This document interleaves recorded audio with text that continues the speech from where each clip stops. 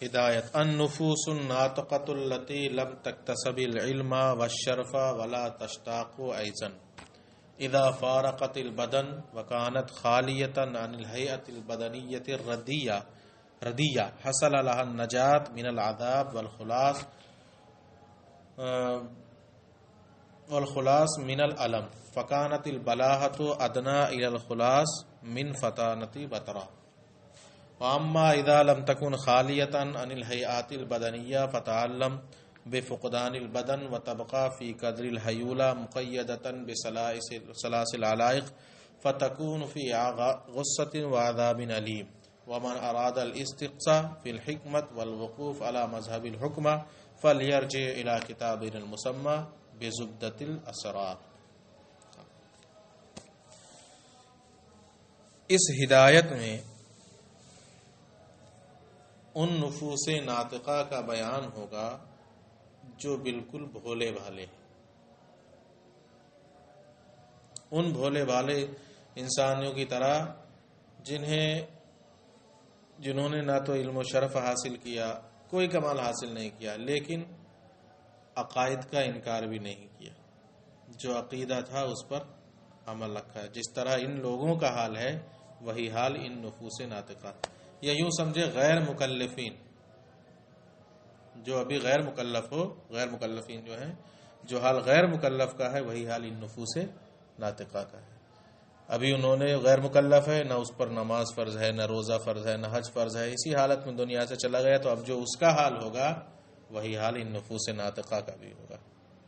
ٹھیک ہے، تو وہ نفوس ناطقہ جنہوں نے علم و شرف کو حاصل نہیں کیا اور نہ ہی اس کا شوق ہوا، نہ ہی کوئی اس کا اشتیاق ہے، جب وہ بدن سے جدا ہوتے ہیں لیکن جسمانی تمام بری خصلتوں سے پاک صاف ہوتے ہیں، کوئی شرف اور علم تو حاصل نہیں کیا لیکن جتنی بری خصلتیں تھیں ان میں سے کوئی خصلت انہوں نے اپنے اندر آنے نہیں دی، عالم اور مفتی تو نہیں بن پایا مگر روز و نماز کا پابند رہا، نیک رہا، دنیا نیک کہتی ہے اسے، عالم مفتی نہیں ہے، علم حاصل نہیں کر پایا، کوئی بڑا مقام و مرتبہ حاصل نہیں کر پایا، لیکن ان سب چیزوں کا پابند ہے، کوئی بری خصلت اس نے اپنے اندر نہیں آنے دی، اور باطل عقائد بھی نہیں رکھے باطل، تو انہیں عذاب سے نجات اور علم سے چھٹکارا مل جائے گا۔ ان نفوس کو عذاب سے نجات مل جائے گی اور علم سے کیا ہو جائے گا؟ چھٹکارا مل جائے گا۔ اور یہ بھولے بھالے لوگوں کے نفوس ہیں۔ سرکار نے ایک حدیث پاک میں ارشاد فرمایا، اکثر و اہل الجنہ البلو، اکثر جنتی لوگ بھولے پالے ہیں۔ اکثر جنتی لوگ کون ہوں گے؟ بھولے بھالے لوگ، کوئی پتہ نہیں کیا ہے، مفتی ہے، کیا عالم ہے، لیکن عقیدہ درست رکھا، ایمان لائے، روزے نماز کی پابندی کرتے رہے، یہ ان کا۔ تو اب یہ نفوس بھی کوئی علم و شرف حاصل نہیں کیا، نہ کبھی اس کا اشتیاق ہوا، لیکن جتنی بھی بری خصلتیں تھیں وہ ساری بری خصلتیں اپنے اندر نہیں آنے دی، نیک بنے رہے، عقائد درست رکھتے رہے۔ جب عقائد درست رکھے رہے، نیک بنے رہے، تو اب عذاب سے بھی نجات مل جائے گی اور علم سے بھی چھٹکارا مل جائے گا، کیونکہ بھولا پن نجات کے زیادہ قریب ہے ناقص عقل مندی سے۔ بھولا پن نجات سے زیادہ قریب ہے کس سے؟ ناقص عقل مندی سے، ناقص ذہانت سے۔ اگر ذہانت ناقص ہے تو یہ اتنی جلدی نجات کا ذریعہ نہیں بن پائے گی جتنی جلدی بھولا پن نجات کا ذریعہ بن جائے گا۔ بس یہی کہنا چاہ رہے ہیں۔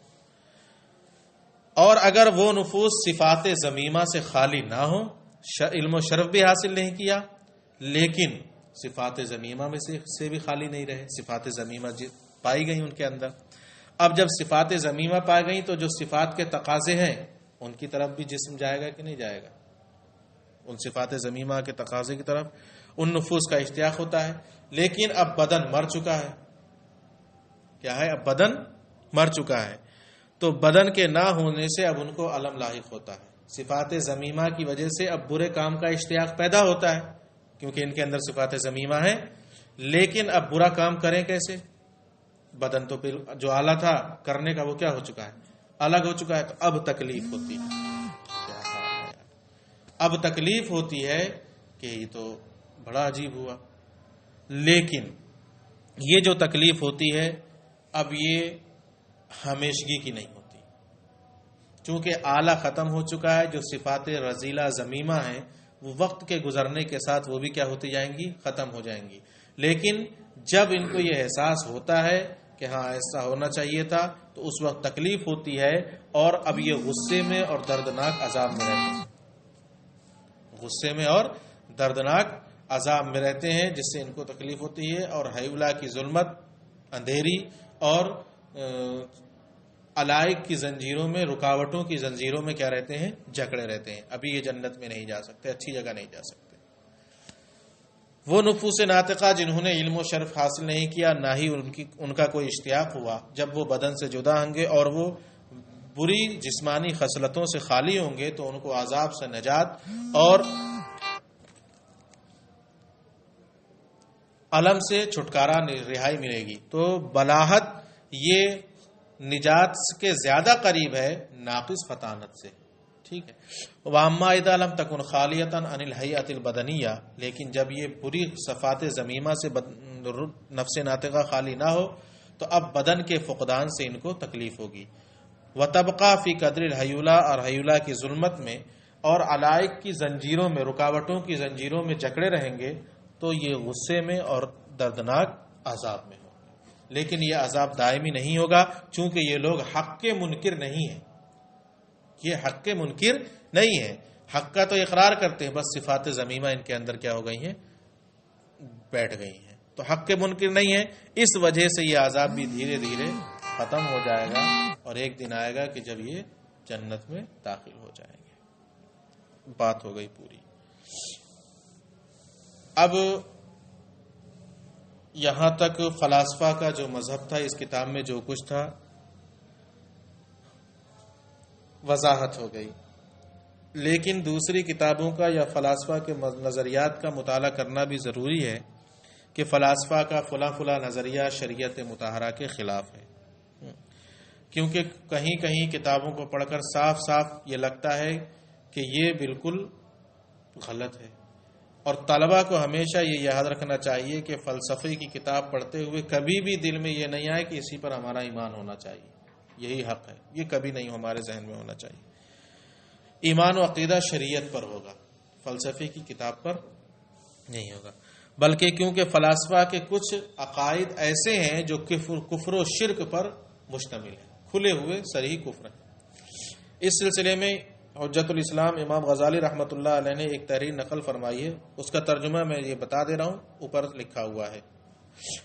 اگر کوئی کہے کہ آپ نے بڑی تفصیل سے فلاسفہ کے مذہب کو بیان کیا، تو کیا آپ قطعی طور پر یہ کہہ سکتے ہیں کہ یہ لوگ کافر ہیں، اور جو ان کے جیسا عقیدہ رکھیں وہ کافر ہیں؟ ہم کہیں گے کہ 3 مسئلوں میں ان کی تکفیر ضروری ہے، فلاسفہ کے 3 مسئلوں میں ان کی تکفیر ضروری ہے۔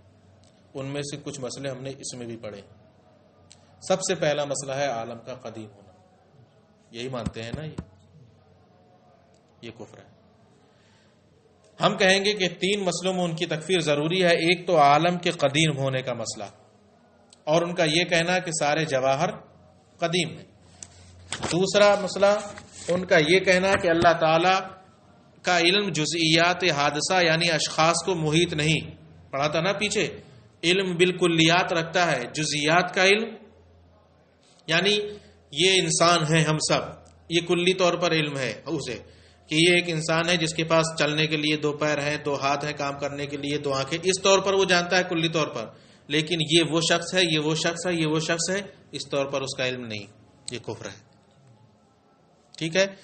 کہتے ہیں، اور ان کا یہ کہنا اللہ تعالیٰ کا علم جزئیات حادثہ یعنی اشخاص کو محیط نہیں، یہ دوسرا ہوا۔ اور تیسرا مسئلہ یہ ہے کہ ان کا اجساد کے مرنے کے بعد دوبارہ اٹھنے اور ان کے حشر کا انکار کرنا، یعنی بعث بعد الموت کا انکار کرنا۔ یہ 3 مسئلے ایسے ہیں جن میں ان کی تکفیر ضروری ہے، لہذا اس میں ہم نے جو بھی پڑھا اس پر ہمارا نہ تو ایمان ہے اور نہ ہی عقیدہ، لیکن کون سا؟ جو کفر پر جا رہا ہے، ہم اس سے بالکل بری و ذمہ ہیں۔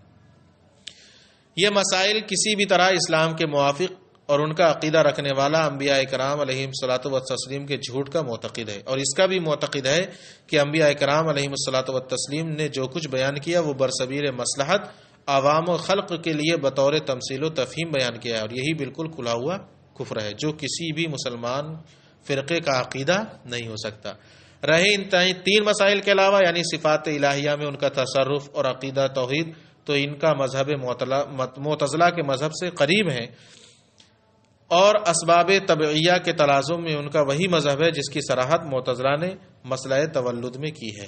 اسی طرح جو بھی ہم نے ان سے نقل کیا ہے کوئی نہ کوئی اسلامی فرقہ اس کا قائل ہے سوائے ان تین اصولوں کے جو اوپر بیان کیے کہ ان کا اقرار کرنے یا ان کا ماننے والا ان کا قائل کوئی بھی اسلامی فرقہ نہیں ہے، جو تین اوپر بیان کیے۔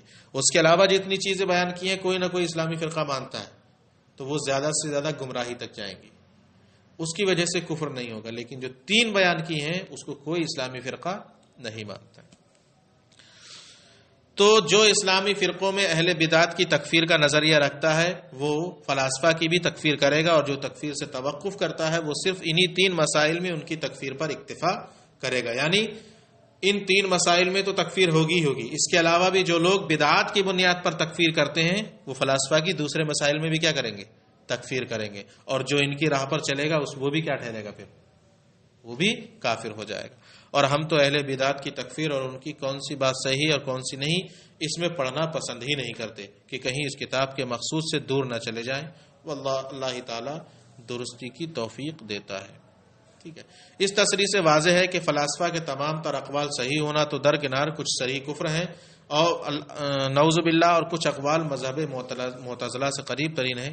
اس لیے مصنف کی کتاب زبدۃ الاسرار کے مطالعے کے ساتھ ان کتابوں کا بھی مطالعہ ضروری ہے جن میں فلاسفہ کے ان اقوال کا رد ہو جو شریعت مطہرہ کے خلاف ہیں، تاکہ کم از کم شرعی نقطہ نظر معلوم رہے۔ تو اس میں کہیں نہ کہیں اس طرح کی باتیں آ گئی ہیں جو شرعی نقطہ نظر سے بالکل مناسب ہیں، جن کو بیان کر دیا گیا۔